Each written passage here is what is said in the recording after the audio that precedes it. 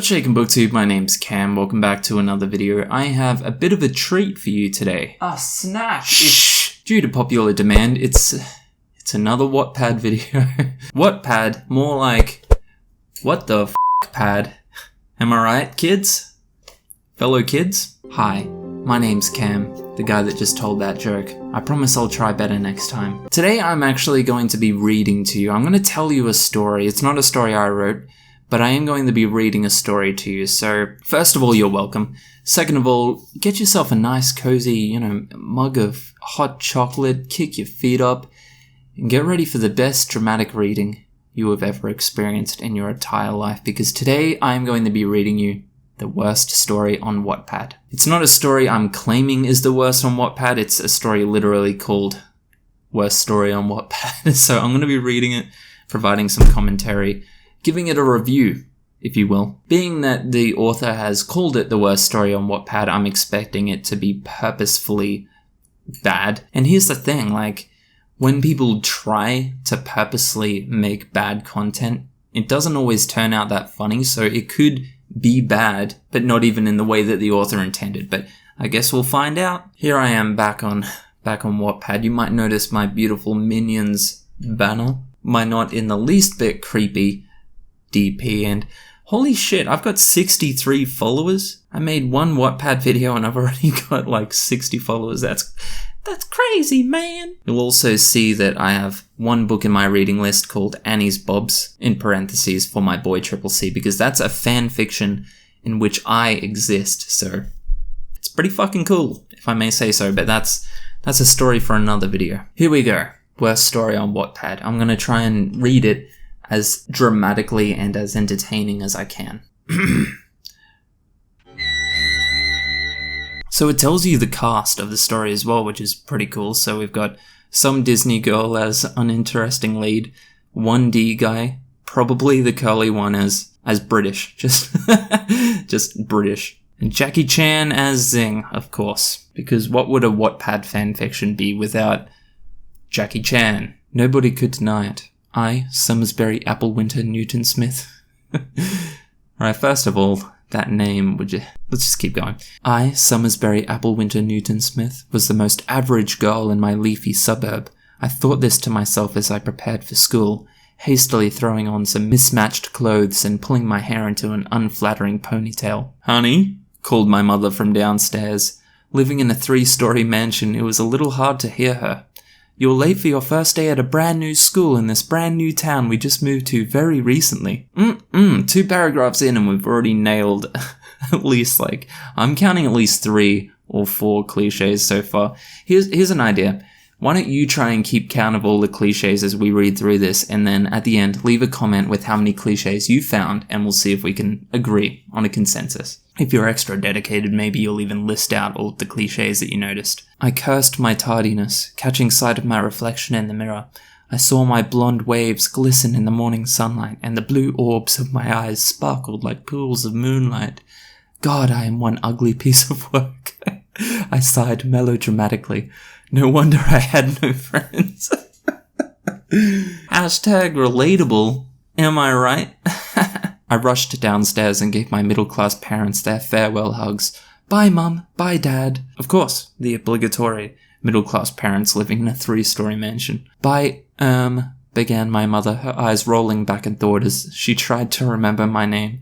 Summersbury, I supplied. Whatever, she shrugged. I clearly named you when I was drunk. But Mother, I said slowly, you're always drunk.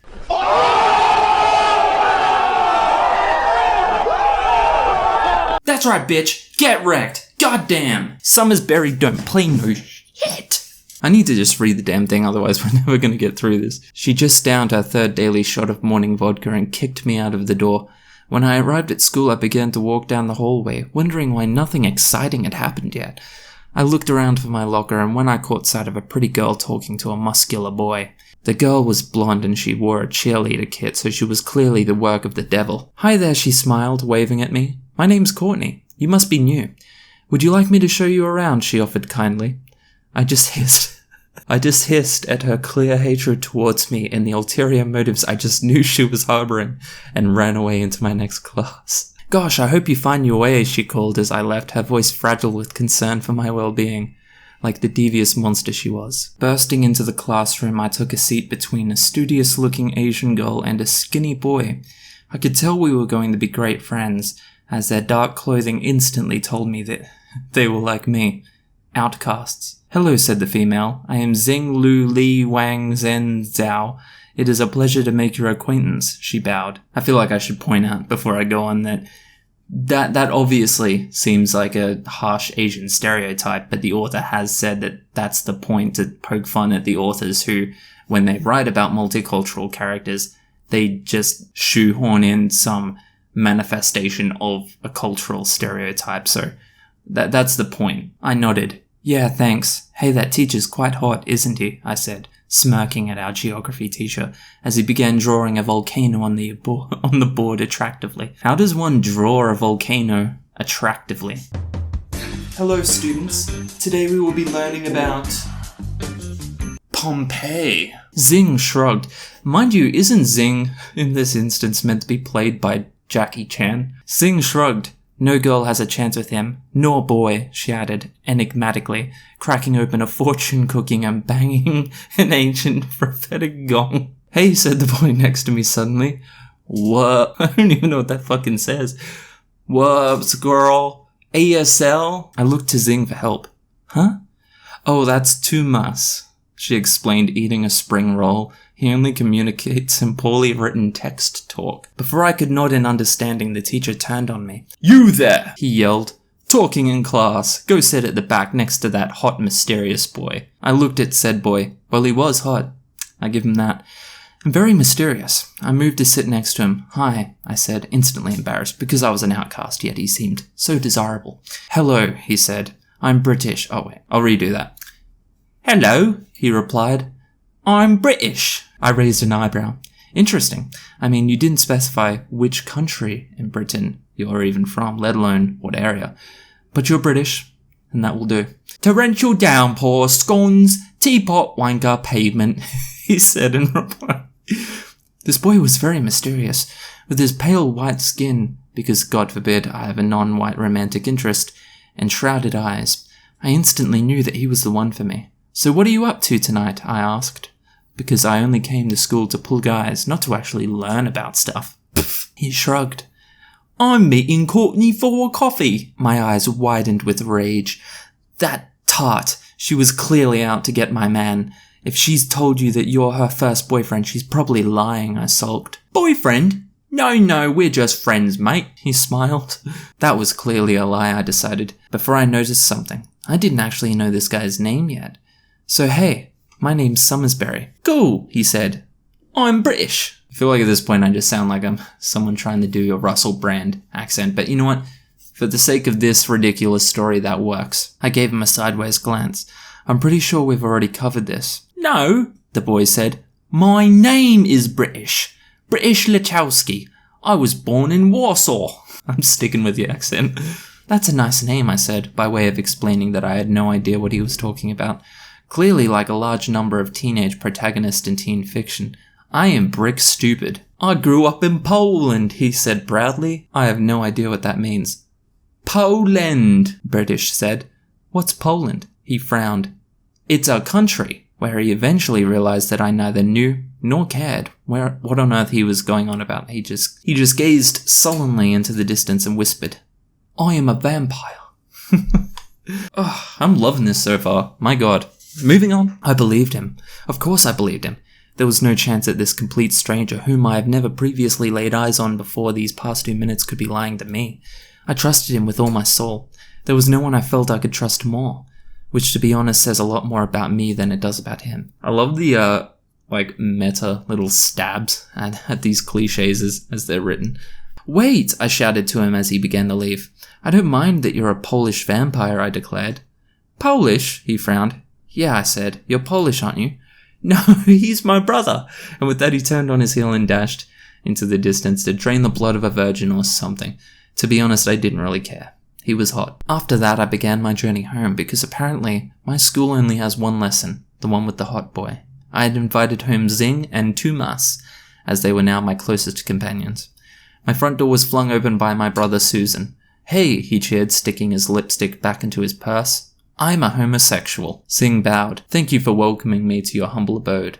"Prawn cracker?" she offered, holding one out. I'm gonna reiterate the blatant stereotypes and Susan bursting into the room and yelling, "I'm a homosexual." They are very obviously stabs at authors who shoehorn in this information in a very pandering and uncreative way. Moving on. "Whatever, babe," Susan pouted. "I need to go to my room and try on my new leotard whilst doing some interior design and hosting an evening talk show, because I am a homosexual. And apparently that is what we do." I nodded. "Cool. We all know you're only here to make people in my life seem more diverse, despite you basically being every offensive stereotype imaginable. By the way," he said, adjusting his tight leather trousers, "our parents want to talk to you." Then he skipped away, sipping a cherry martini on the way to his diva pad to the sound of YMCA. "Wow," sighed Zing. "There was nothing offensive or inaccurate whatsoever about that crude stereotype." "Okay. Laying on the meta commentary there a bit thick." "Sad face," said Tumas. I shrugged and walked indoors to see what the hell my stupid parents, who always ruin my life, wanted. "Cutie pie," my mother greeted. "Candy bear, honey badger." The last one wasn't cute, I pointed out. She just chugged down some Irish ale. "I have good news," she cried. "We're going to a wedding." "Whose?" "Yours," she squealed, delighted. I frowned. "Excuse me?" There came a point when this really stopped being funny and started getting cruel. The point passed 3 weeks ago when she spent my university fund on liquor and Justin Bieber tickets. My mother just shrugged. "I sold you for tequila, honey," she explained. "But I did it out of love." "What? Who am I even married to?" I wept. "How could this be happening? I was only 16. This sort of thing didn't even happen on MTV. Well, I don't know about that. Then suddenly my mother pointed in the vague direction of Tumas.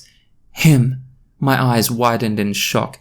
"Married to my nerdy schoolmate," I cried. Thinking about it, that sounded like quite a good title for a terrible autobiography. "Oh, sorry. No, honey," my mother laughed. "I didn't mean him. I meant this guy." Into the room walked a huge, muscular boy with a slight tan and dark hair. He shrugged off his leather jacket and motorbike helmet, shoving a gun back into his pocket. I caught my breath. He was the most beautiful person I had seen. All day. "Hi," he said with a sultry murmur. "My name is Alwolfo Wolfsbane Bono Wolf," he declared, ripping off his shirt. "And for some reason, I really hate you." He pointed at me. Suddenly, I didn't mind being a teen bride anymore. "Hey, Alwolfo," I said. "We hardly know each other," I admitted. "Tell me about yourself." "My favorite food is raw flesh," he began slowly. "My phobia is the full moon. My hobbies include prowling the woods and babysitting One Direction." So he seemed normal enough. Just a normal, average, decent human being. Suddenly my window shattered.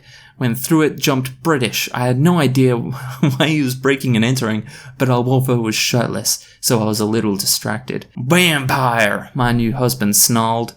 British picked himself off the floor and hissed. "Werewolf! Oh no, it's a werewolf, mate!" Just embellishing a bit there, I just felt it in the moment. I gasped. There genuinely was no way any of us could possibly have seen that coming. My vampire classmate just snarled. "You will die if it is the last thing you do." I frowned. "Hey, weren't you supposed to be hanging out with that insufferable cheerleader temptress of Satan today?" I asked casually. He just shrugged. "She's gone to see a movie with her girlfriend," he explained. "Girlfriend?" I made a face. That couldn't be possible. Everyone knows that lesbians don't exist in teen fiction. Oh, is that what that wanton mistress of the night has had you believe? British grimaced. "They've been in a healthy monogamous relationship for 2 years now." I just sound like Dick Van Dyke, I just realized. I think that's less Russell Brand, more Dick Van Dyke. I just scoffed at the plethora of lies she was obviously feeding him, and concentrated for once on the real matter at hand. "Why are you in my house?" I asked. His face contorted into a sexy grin, because homicidal sociopaths are in this season. "I am here to rip out the soul from this fiend as the streets run red with his mangy blood. And also, I love you," he added to me as something of an afterthought. Well, that was a bonus. "Hey," Alwolfo yelled at British. "You can't love her. I love her." I made a face. "I thought you hated me." "Yeah, but I was enticed by your quirky individualism, whatever that means. Anywho," he said to British, "you can't kill me. I'm the alpha of the wolf pack." I frowned.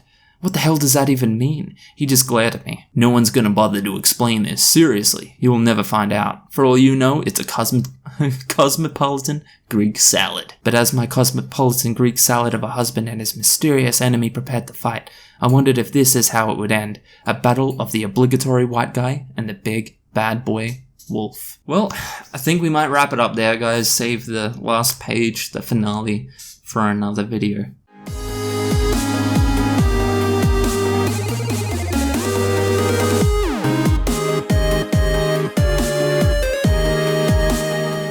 Psych! We gonna finish this bitch right now. I woke up dizzily. What had happened? Was this all a dream? I rolled over to my right. There sat El Wolfo. Screaming, I scrambled to my feet.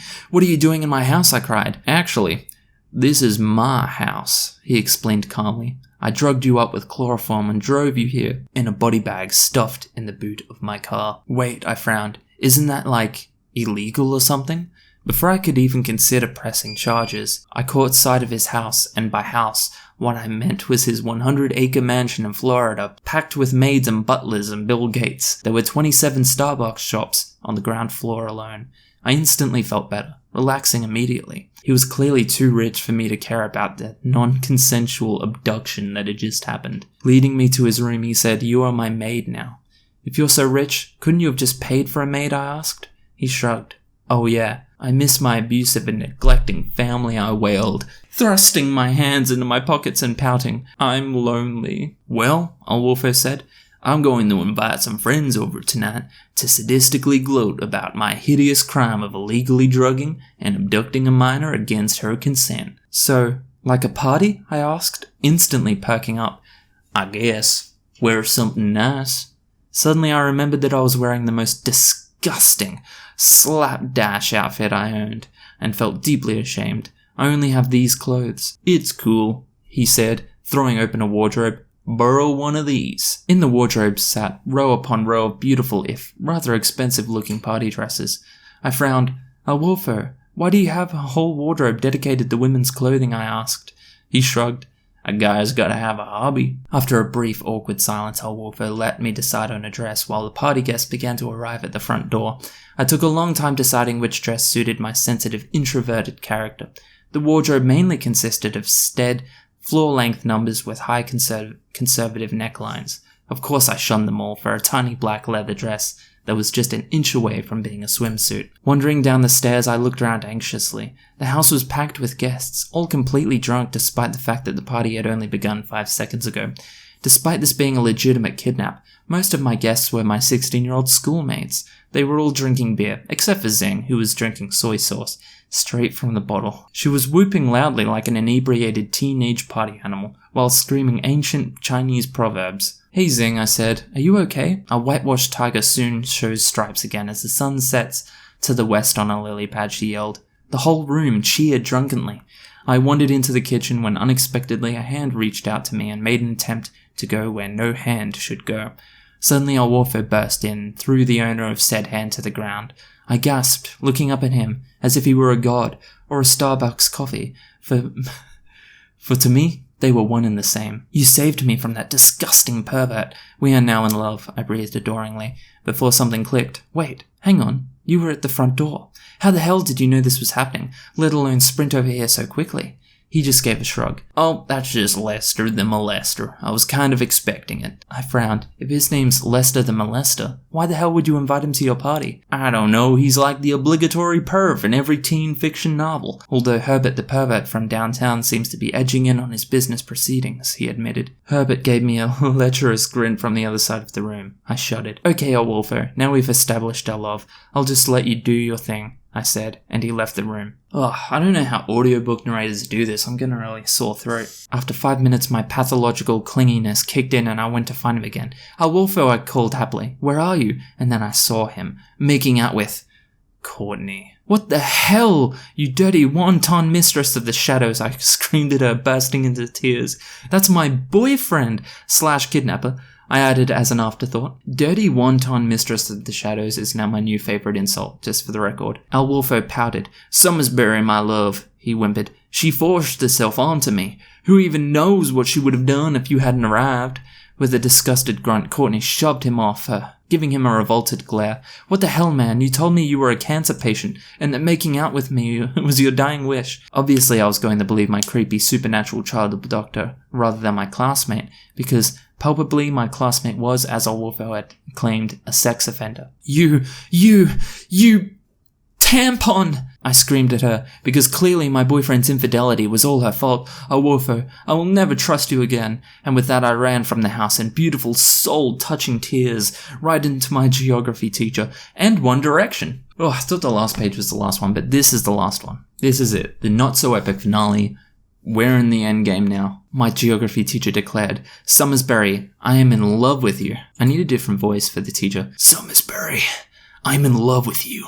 There were many things wrong with this. Firstly, as a grown man in the teaching profession, why was he at a teenage binge drinking fest, celebrating the kidnap of one of his pupils? Secondly, this guy drew volcanoes on a whiteboard for a living. We had never had a single conversation that wasn't about sedimentary rock. And thirdly, he was a grown man with a wife and a family. Taking all this into consideration, I said, okay. No, cried the curly one from One Direction. He can't love you. I love you. Hey, argued the small Irish one. Nope, mister. I love her. The tall one pushed him aside, holding a rose. No, Summersbury, I love you. Actually, the dark-haired monobrow one said, I love her. The homosexual one just shrugged indifferently. To be honest, I don't really care, he admitted, and Susan gave his shoulder a sympathetic pat. Which one's the homosexual? I'm so lost. Trying to avoid the awkwardness, I whirled around to leave, but Tumas was blocking my way. Illy, baby, he informed me. No, cried Olwolfo. Summersbury, I love you forever. Illy, 5 ever. Tumas counted. Then my crowd of admirers began surging forwards, slowly like a throng of zombies. There were so many of them. All of a sudden, the glass of Alfonso's window shattered, as British had hurled himself through it like a brick.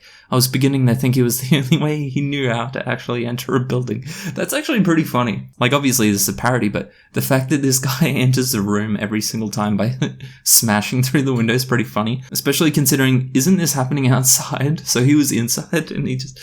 I think I'm losing it at this point. I feel like I'm in a fever dream. Hi, Summersbury, British said Britishly. I love you. Well, actually, I explained apologetically, pointing at my group of romantic prospects. So do all these guys. He threw a pint of lager to the ground in fury. Blimey, these buggering buggers have nabbed me bird, he cursed. After sticking that through Google Translate to work out what on earth he'd just said, I told him, actually, British, out of all these men, I choose you.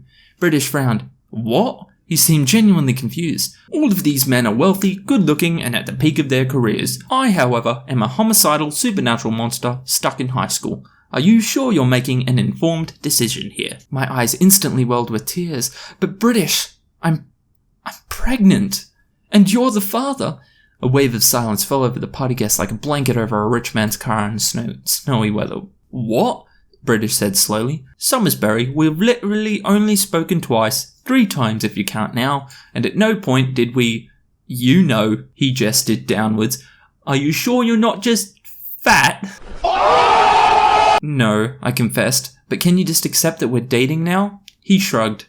Yeah, whatever. The whole crowd burst into jubilant cheers, and the music restarted. The crowd began to dance and party again, happy that British and I were now an item. Zing and Tumas, or as I call them, the leftovers, looked into each other's eyes and saw love. True love, like the love I now had with British. We gazed at each other, me happily, him apathetically.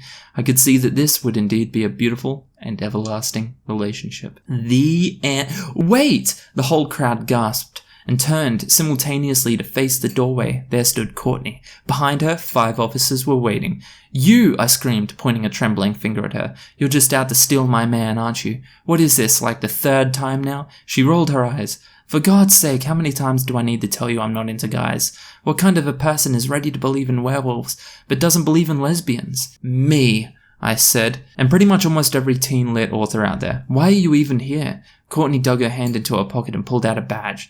Teen Fiction Police, the same guys who prevented Twilight Book 5. Google it. We're shutting this place down for good. She gave a nod to the officers, who extracted their weapons, and told them, Go for it, boys. Whoa! British held up his hands in a gesture of surrender. What did we do wrong? What did you do right? You, she pointed at Zing, charged with perpetuating offensive racial stereotypes. I have your visa papers. You're Australian. Oh damn, that's a twist. The crowd gasped. Oh god, this next part has an Aussie accent. You would think I would just say it in my normal accent, but no. I'm committed. Yeah, alright, Zing sighed in a casual Aussie drawl. You got me? She extracted a koala and fired up a barbecue on which to cook it. That's pretty close. That's not really helping, Courtney admitted, but Zing didn't put it away, so she just let it be. And you, she looked pointedly at British. What Englishman talks like that? He shrugged. Bangers and mash, he sniffed. Then Courtney pointed at our welfare. You're a multiple criminal, guilty of kidnapping and turning into a monster every full moon. That's just plain creepy, not romantic. And you, she pointed at one direction. What are you even doing here? The small Irish one shrugged, midway through munching on a tortilla. Free food! Courtney rolled her eyes. Bring this place down, boys, she ordered her men. Wait, I cried, waving my hands about. The officers stopped. Give us 5 minutes and we'll prove to you we're non-cliché. She shrugged. Be my guest. British's British eyes searched mine, but instead of looking back I addressed the crowd of party guests. Guys, we're all going to need to pull together and save our book. How? Susan asked. Well, we've just got to prove we're not cliché. Like, I paused. Him, I pointed at British. Do you have anything you'd like to share? He shrugged and said slowly. I love Gossip Girl, and I actually want to be a house husband. There were a few anxious murmurs around them, but slowly people began to clap. Al Wolfo was the next to confess. I'm never happier than when I'm wearing a dress. I mean, hey, I've got great legs, and I'm a sucker for a sweetheart neckline. The applause intensified, and there were even a few wolf whistles. I used to be a woman, my geography teacher, whose name I rather worryingly still do not know, announced. I'm not gay, Susan declared. I just say I am, so girls tell me intimate stuff. I am, though, admitted the homosexual one from One Direction. Chapeau parler, caramon, cinq languages differentious, Tumas shouted. I have no idea if I said that properly. I don't even know if they're actual words that I just said. I'm happily married, with kids, Lester yelled. I've been alcohol-free since '93, screamed my mum, who was for some reason also here. I just say I'm alcoholic to get benefits from my support group. I've never been to China, Zing bellowed. The whole room descended into wild cheers and applause. We all felt brilliant. This was alarmingly liberating and incredibly refreshing. Courtney shook her head and folded her arms, smiling reluctantly. All right, men, she said to her officers. We should be heading off. I heard they're planning to make a sequel to Hush Hush. Not so fast, grinned Singh. You guys can join the party. Especially you. She pointed at the Chinese officer who suddenly looked extremely eager to leave. After the party, we pretty much all found our own callings, but we remained close. British sought professional help about his vampire delusion, which turned out just to be severe anemia, and we bought a nice home in France, which British has named Waterloo House just to rub it in. Many people have mistaken it for a public toilet, but other than that, we're doing very well. Singh opened her own Australian restaurant and eventually married Courtney, surprising no one. Tumas got a job voicing the new iPhone Siri application, and Susan has become the 6th member of One Direction. And we all lived happily ever after, except for old Wolfo, who spent 10 years in Pentonville prison for the abduction of a minor.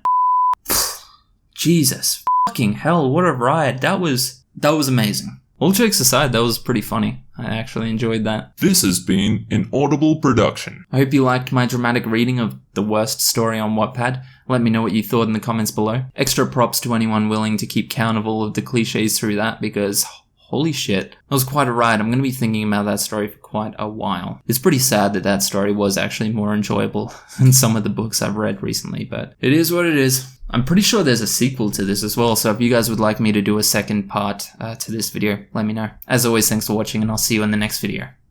Catch ya.